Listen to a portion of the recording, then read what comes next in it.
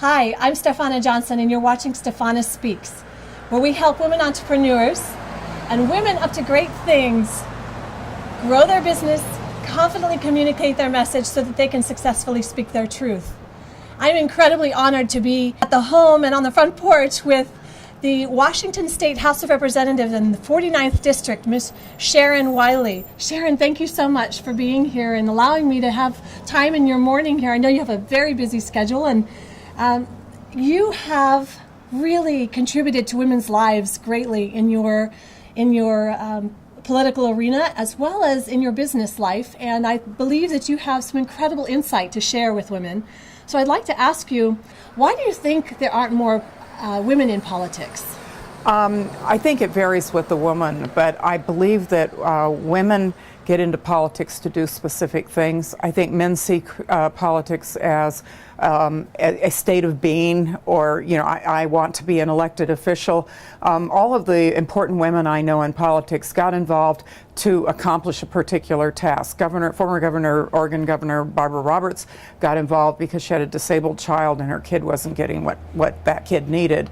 I know women that start out on school boards because of wanting to help in the schools, or city councils because they care about public safety or potholes.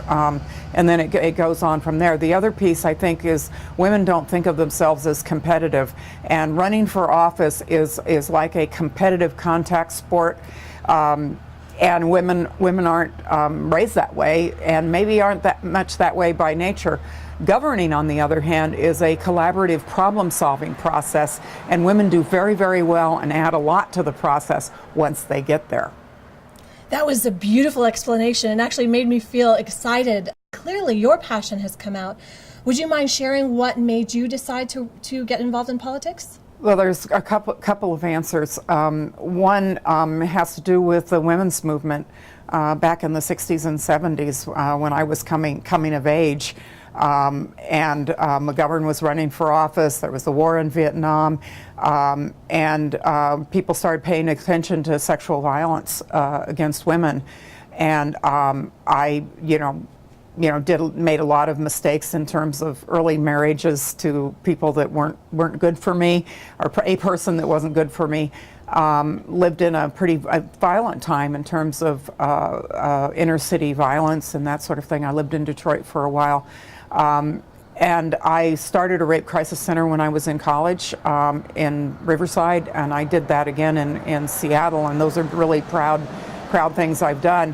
How I got involved in politics is I started out as an art major with a legal philosophy, art minor with a legal philosophy, bound for law school major, and the foreign language requirement was really tough, and I sort of started taking poli-sci classes, and I could take my art and philosophy as electives, and then I got hooked on campaigns. So for 30 years or so, I ran campaigns for other people.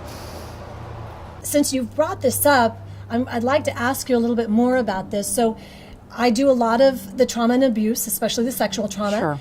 And clearly you then shifted that into becoming an advocate for the victims and helping them. Pardon me. And I wonder if you could shed some light on turning those stumbling blocks, what we'll call stumbling blocks, into stepping stones.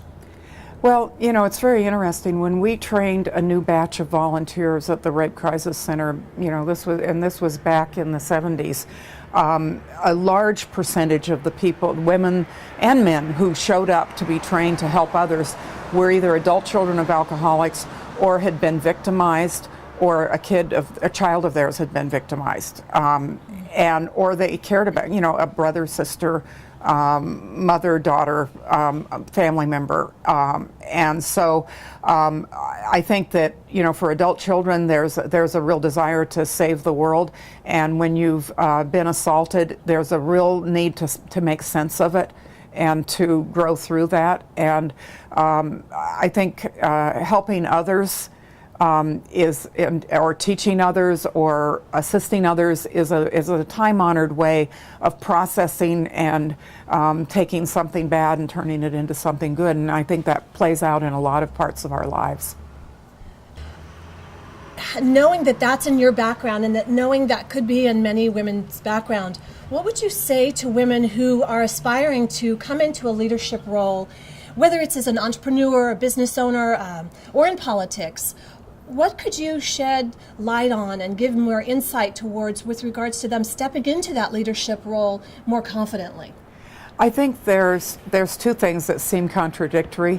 One is to accept it when other people see you as a leader and give you tasks, power. A lot of women give away their power and they slough it off and they deny it. And I did that myself for a long time. I was recruited for 20 years to run for office and never thought I wanted to do it because I saw myself as a 14-year-old girl who choked at a piano recital and stuttered for 3 years afterwards. I didn't seem, or a bookworm nerd, I didn't see myself as any kind of a leader at all. But there's two things. You need to trust your gut. At the same time that you accept the feedback you get from credible people. And I think that doing those two things is really important. And separating, I mentioned that there's a contact sport in terms of ambition and competition and winning. There's a tendency in women to take all of that too personal and make it too hard and make it too painful. Keep your eye on the ball. Keep your eye on what you're there for. Don't run for office just to run for office because somebody says you're a leader. Figure out what problems you want to work on and then find the office or the business or the leadership role. And it doesn't have to be an upfront leadership role. There's a lot of different ways to lead and make a contribution. Absolutely. But find the place where you feel like you have something to add or where you're so interested you want to learn as you go.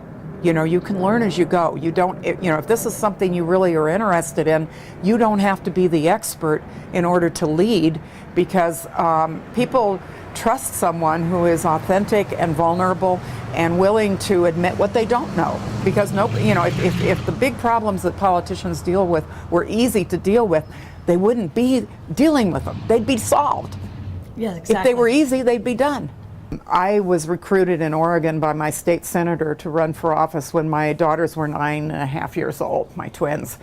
And I had sort of a chopped up career of doing project consulting so that I could have it all, work part-time or full-time, write papers in the morning, go to, volunteer in the schools, be there with bake cookies in the app, trying to do it all like a lot of women do. And I was asked to run and I said, I'll find somebody for you. And so I started trying to find people, and they said, well, if you do it. And one of my neighbors said, if you're worried about getting home late and tucking your kids in when Ted's working late, I'll tuck your kids in for you. People offered to help, and I dawdled a lot, and somebody else got in the race in the primary. And this person, who was a decent person who contributed a lot, asked me to pull out of the race, and said if I pulled out, he would give me a job as his secretary so that I would know what to do when he retired. And I went home, and he said he was entitled to it because he'd contributed so much to the community. And I went home and I looked at my two little girls' faces and I said, am I going to trust your future to somebody that could say that to me in this day and age? And I am disorganized and I never learned how to type. I have nothing against secretaries at all. But I was so unsuited to that role, and that was when I realized I had higher aspirations and could do a lot more. And so I won the primary, and then I won the general.